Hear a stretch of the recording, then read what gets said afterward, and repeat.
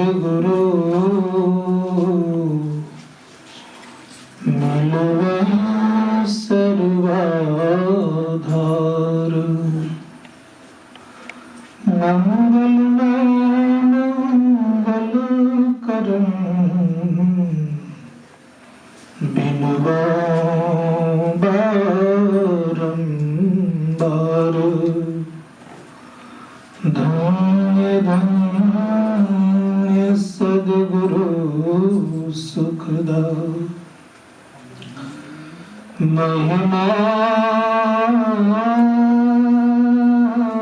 कही न जाए। जो कछु कहूँ तुम्हारी कृपा मोते कछु न वसाए। बोलिए प्रेम से श्री सद्गुरु महाराज की जय। विश्व शुद्धि के महान संत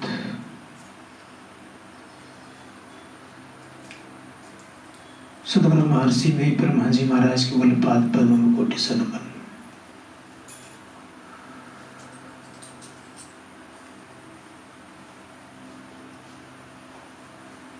परम पूज्य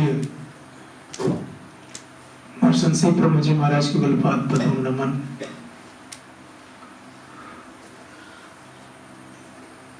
समस्त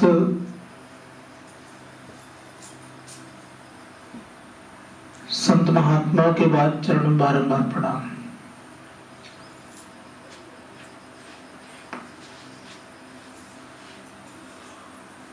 परमादरणीय परम सत्य किशोरानंद जी महाराज, विनोद बाबा, आदरणीय प्रोफेसर साहब, परमादरणीय साधक वृंद, संवेद समादरणीय सज्जन वृंद, आदरणीय माता तथा भक्तिमती बाबा, आज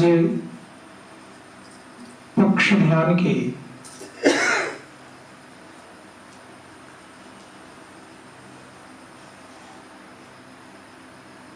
अंतिम दिन में प्रथम पाली के सत्संग में हम लोग उपस्थित हैं।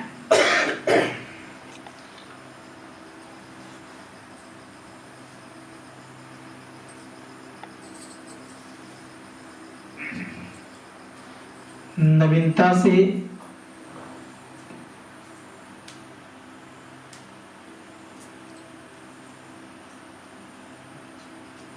हम लोग पुराने होने की कगार पे हैं, नहीं,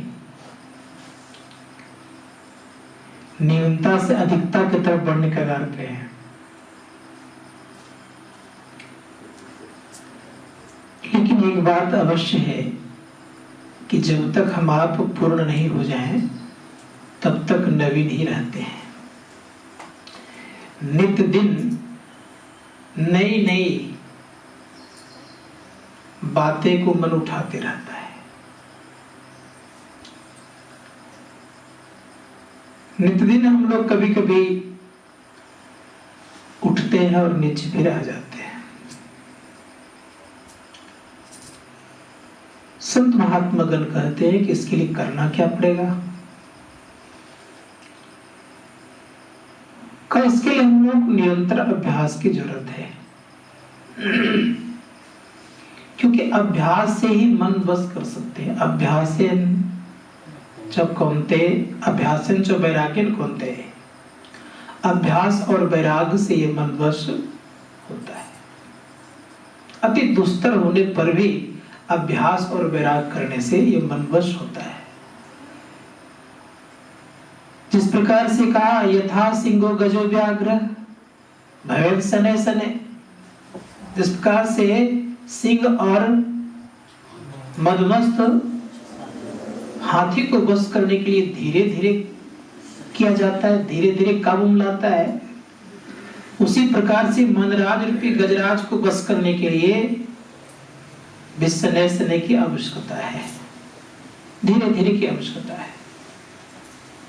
इसलिए कोशिश करिए जीवन में इस मन के प्रति हम आप लोग सजग रहें। सजग क्या है? जब तक मन के प्रति सजग नहीं रहेंगे तब तक हम अभ्यास नहीं कर पाएंगे। सजग होना होगा। इस मन ने इतनी सारी चीजों का अभ्यास कर लिया है कि उन सारी चीजों को भुला नहीं सकता है। बात कुछ समझ में आ रही है? इतनी सारी चीजों का अभ्यास उन्होंने किया है कि भुला नहीं सकता है। और ध्यान में करना क्या होता है? सबको क्या करना पड़ता है? भूलना पड़ता है। और जब तक सबको आप भूलेंगे नहीं तब तक ध्यान की तरफ हम बढ़ेंगे नहीं। इसीलिए कपिल भगवान की माता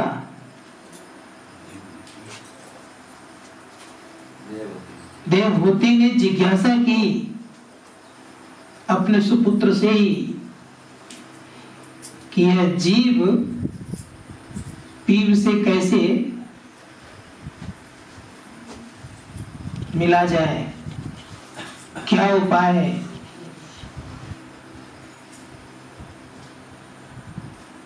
तो कपिल भगवान कहते हैं कि इस जीव को भी पीव से मिलाने का एक ही उपाय है, वह है अंतर साधना। इसलिए अंतर साधना करने का प्रयास व्यक्त करना चाहिए।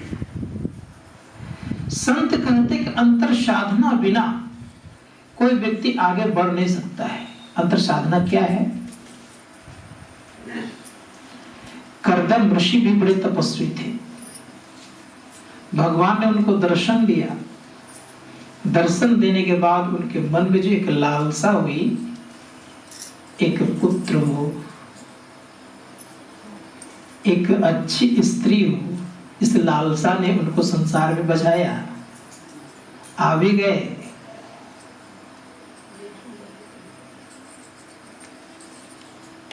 यद्यपि आप जानते हैं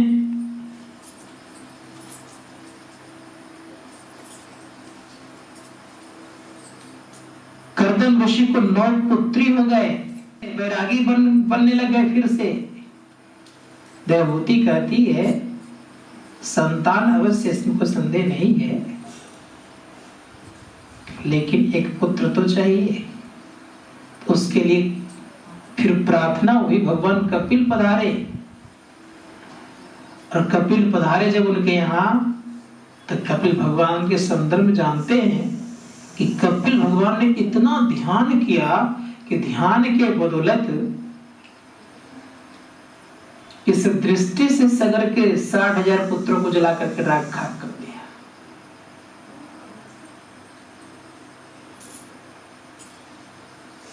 आग नहीं लगाई गई थी, श्राप नहीं दिया था, केवल दृष्टि का उन्मेष किया और 60,000 पुत्रों को जला करके राख खाक कर दिया।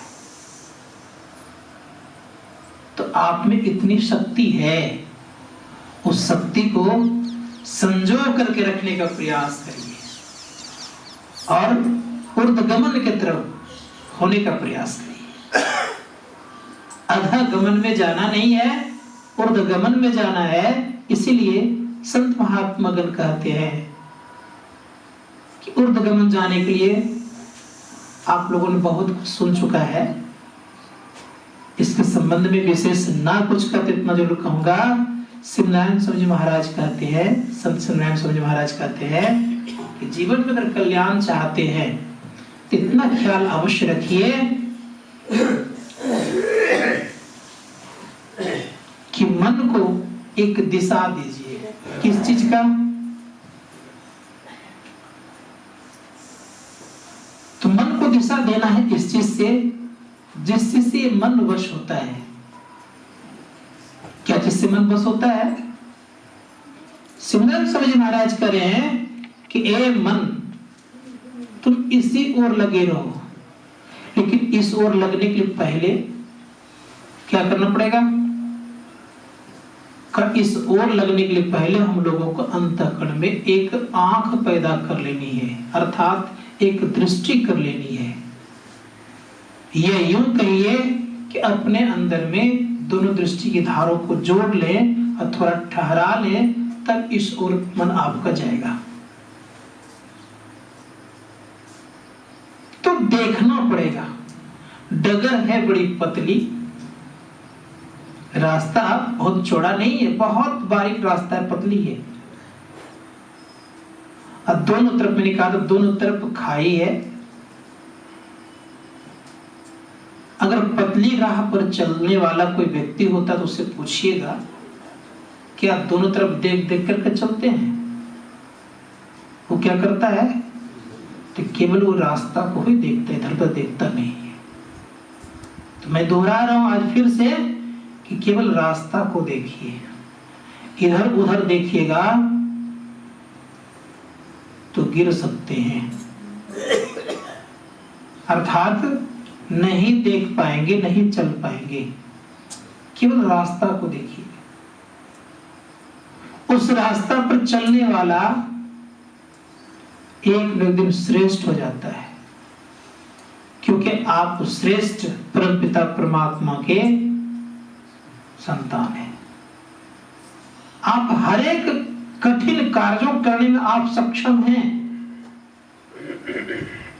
लेकिन आपको इतने लोग डराने वाले हो गए हैं आपके संग में। डराता कौन है? तो कभी मन डरा देता है, कभी बुद्धि डरा देती है, कभी चित्त में वो स्थिति नहीं आती है, मैंपन का बोध नहीं है। इन सब सारी चीजों की जो स्थिति होती है, पूर्ण रूप से अपना बोध तो है नहीं। मैं तो भले है, मैं हूं, ये बोध भले है, लेकिन अपना तो ज्ञान नहीं है। इन सारी चीजों के द्वारा हम डरते, इंद्रियों के द्वारा डर जाते हैं, क्योंकि ये सब कमजोर है। और कमजोर व्यक्ति कभी युद्ध को लड़ नहीं सकता, याद रखिएगा। युद्ध वही लड़ता है जो मजबूत होता है। इसलिए मजबूत बनने का प्रयास कीजिए। हमारे गुरु महाराज ने कहा कि मजबूत वही होता है जी जिनकी दृष्टि स्थिर होने लग जाती है, ये तो कांपती रहती है। पहलवान को कभी देखे पहलवानी करते हुए? देखे अवश्य होंगे। डायरेक्ट घर से निकला और मैदान में उतर नहीं जाता है। वो क्या करता है? वो पहले दंड बटी कसरत करता है, शरीर में ताकत लाता है, तब किसी पहलवान से हाथ मिलाता है। उसी प्रकार से नित्य दिन हम आप अगर दृष्टि का कसरत करते रहेंगे तो यह कसरत एक न एक दिन मजबूती लाएगा। आपकी जो दृष्टि कांपती थी वो कांपना बंद हो जाएगा। परिणाम यह होगा कि बंद होते ही आपकी टकटकी लगेगी। इसलिए हमारे परम पूज्य गुरुदेव कहते हैं, कपनी सहजे छुटाए प्रौढ़ होवे सुरत। प्रौढ़ बनने पर होता क्या है? क्या होता है प्रौढ़ बनने पर? तो मजबूती आती है। शास्त्रकार कहते हैं मजबूती अगर जीवन में लाना है तो अपने को प्रौढ़ बनाना ही पड़ेगा। कपनी सहज छुटे प्रौढ़ हो गए सुरत, लगे टकटकी खूब जोर बरजोर से। टकटकी लगा के रखिए, इन टकटकियों से हम आप पीछे मत करिए। दूसरी बात यह रह गई, टकटकी लगेगी तो होगा क्या? तो बड़ा सुंदर शब्द कहा इन्होंने, पलटू दास जी महाराज ने। उन्होंने कहा कि जिनके अंदर में टकटकी लगती है तो कहते हैं, उल्टा कुआं गगन में तिसमें जरे चिराग, तिसमें जरे चिराग बिन रोगन बिन बाती। 6 ऋतु 12 मासा जलत रहत दिन राती। ऐसा नहीं कि आज जला है और कल नहीं जलेगा, सो बात नहीं है। ये झारखंड सरकार का बिजली नहीं है कि आती और जाती है। ये उस परम पिता परमात्मा की सरकार का बिजली है कि कभी कटती नहीं है, कभी नहीं कटती है, दिन रात जलते ही रहते हैं, एक क्षण के लिए भी नहीं कटती है। इसलिए कहा जलत रहे दिन रात भी। इसी के संबंध में गोस्वामी जी महाराज कहते हैं पूरी प्रकाश रहती लोका, बहुतन सुख बहुतन मनुष्यों का। बहुतों को सुख लगता है और बहुतों को शोक भी होता है। बिना प्रकाश, बिना दीपक और बत्ती का प्रकाश जलता है, लेकिन प्रकाश की उत्पत्ति होती है शब्द से। शब्द बिना प्रकाश की उत्पत्ति संभव नहीं है। शब्द हुआ है तब प्रकाश बना है। शास्त्रकार कहते हैं कि प्रकाश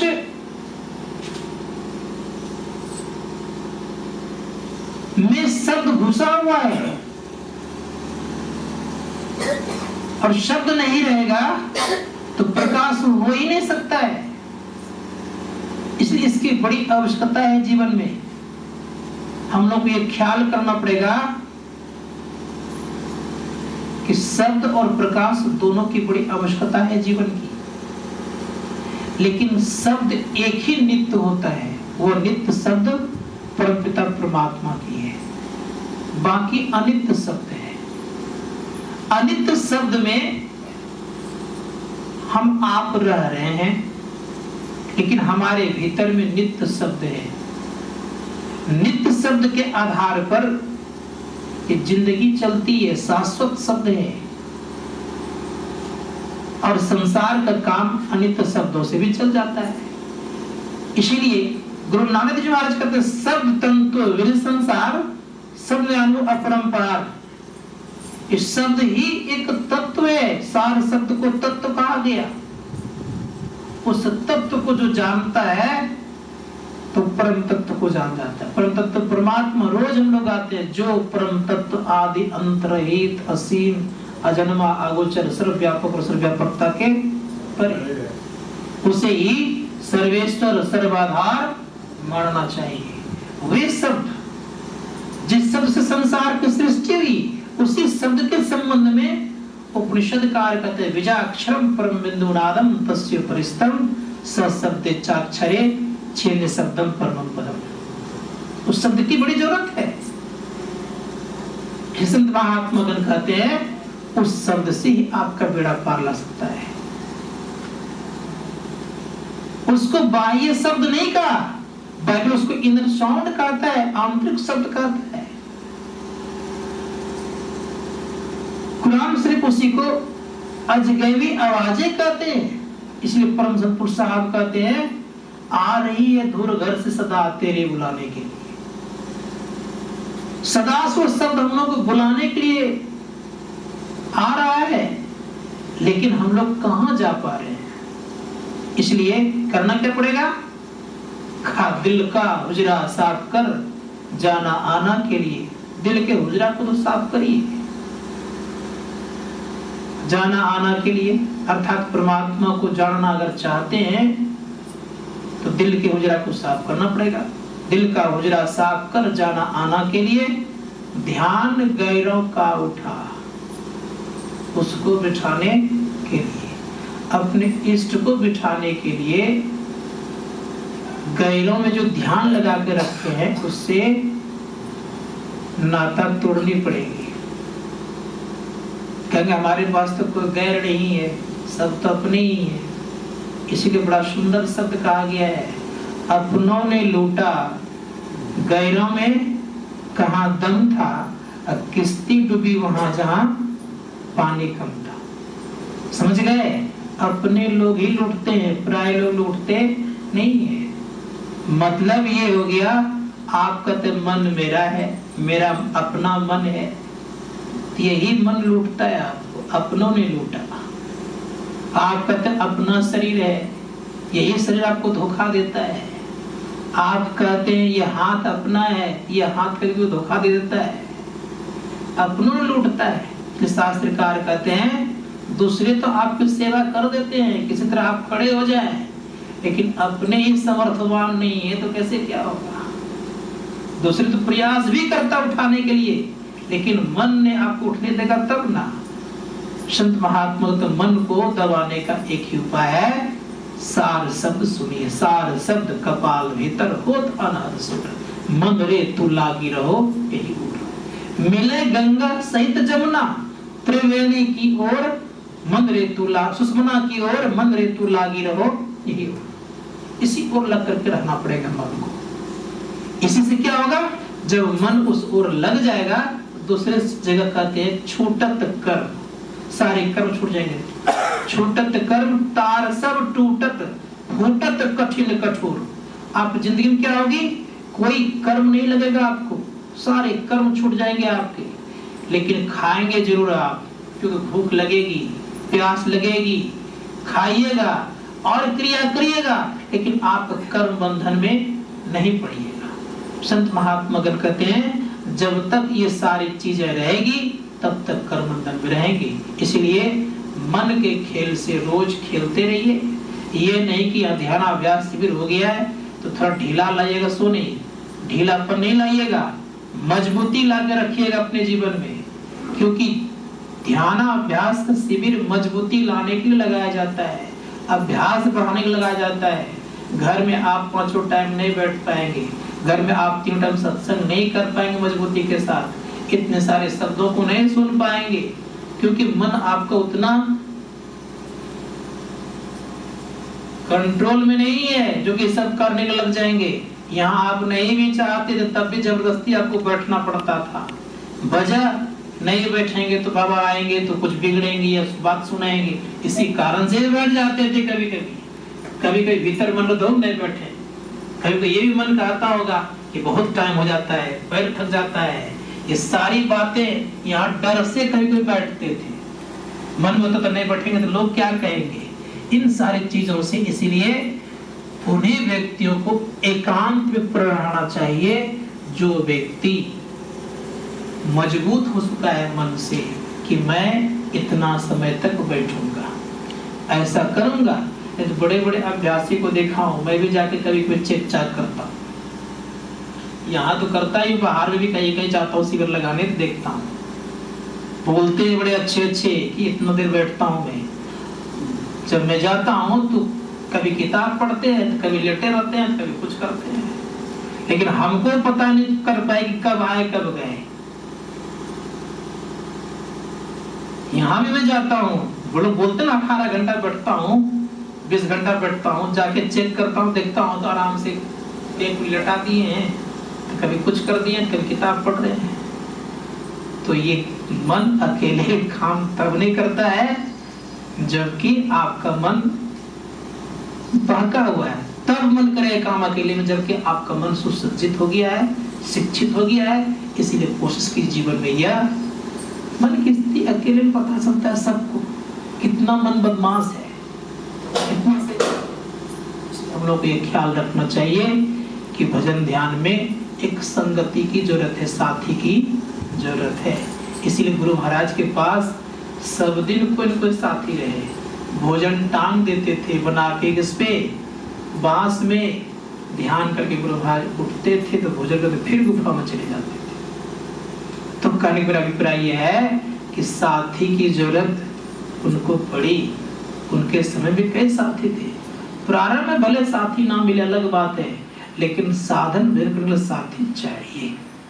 इससे उनको एक तरह से सतर्कता मिलती है, अर्थात वो उससे सजग होते हैं कि जिस कारण हेतु घर द्वार परिवार को छोड़ा है वह काम नहीं करेंगे तो साथी मेरा क्या बोलेंगे और लोग क्या बोलेंगे। इसीलिए लोगों के बीच में रह करके सत्संग में ध्यान करना चाहिए, इससे हमारा कल्याण होगा। और एक बात विशेष यह है कि मजबूती हमारे जीवन में तब आती है जब हम सामूहिक सत्संग करते हैं। ये ज्ञान देता है हमें, बल देता है हमें, ताकत देता है हमें। इसलिए संत महात्मा गण कहते हैं सामूहिक सत्संग का आयोजन गुरु भाई ने रखा। सत्संग नहीं करेंगे तो ध्यान करने की प्रेरणा नहीं मिलेगी, साधक से नहीं मिलेंगे साधक को नहीं देखेंगे ध्यान करते तो आपका मन भी उस ओर नहीं जाएगा। नहीं तो आप देख लीजिए कभी कोई मन को, आप एक दिन ताश खेलने वाला को देखिएगा, 2-4 दिन लगातार देख लीजिएगा, आप बहुत अच्छे आदमी हैं, ताश खेलने का मन आपका हो जाएगा। एक छोटा सा प्रसंग सुना देता हूं आपको, तब विराम दे दूंगा। एक तपस्वी थे, बहुत तपस्या करते थे, कोई मतलब नहीं था, जंगल में रहते थे। इंद्र को भय हो गया, ये तपस्या कर रहा है, कहीं अगर वरदान इनको मिल जाए, इंद्रासन मांग ले तो मेरा राज चला जाएगा। तो उसने बड़ा सुंदर काम किया। क्या किया? एक तलवार आके गाड़ दिया, कुछ नहीं किया, कोई रंभा तंबा किसी को नहीं भेजा, केवल तलवार गाड़ दिया। तलवार देखने में बड़ा सुंदर था, चमचम करता था। तपस्वी थे, आंख उनकी खुली, देखा तलवार, उसके मन में किसी का होगा ले जाएगा। फिर दूसरे दिन में तो देखा तलवार लेके गया कि नहीं गया, तो फिर आंख खोल के देखा तलवार पड़ा हुआ था। वहां से उठा, उठ करके वो तपस्वी तलवार को उठाया, देखा बहुत सुंदर, फिर वहीं गाड़ दिया। चौथे दिन मन में होता है, देखते इसमें कितना धार है, धार समझते हैं ना लोग का, धार देख कितना है। तो धार जब देखा, एक तो डाल कट, छट से डाल कट गया, करे बहुत धार इसमें है, फिर गाड़ दिया। 5वें दिन मन में होता है कि बहुत जंगल हो गया, इस सबको काट देते हैं, बहुत सारा जंगल है, सबको साफ करते हैं। छट छट छट डाल को काटने लगा, काटने में उसको मन लगने लगा। अब जो कोई आवे सबको काटना शुरू कर दिए। 1 नंबर का तपस्वी था और 1 नंबर का हिंसक बन गया। समझ गए? इसीलिए सतर्कता पूर्वक जिंदगी जीने का प्रयास कीजिए। ये संगति बहुत जरूरी, अच्छे लोगों की, साधकों की संगति करने से, साधकों को देखने से अंतःकरण में प्रेरणा मिलता है साधन में ध्यान करने का। इसीलिए साधक जहां जाए वहां अवश्य जाए, जहां शिविर लगे वहां अवश्य जाए। उनको देखने से भी आपका मन एक न एक दिन करने की इच्छा उठेगी, आप करेंगे, और जब करते रहेंगे तो एक न एक दिन आप अपने मुकाम पर अवश्य पहुंचेंगे। बोलिए प्रेम से श्री सद्गुरु महाराज।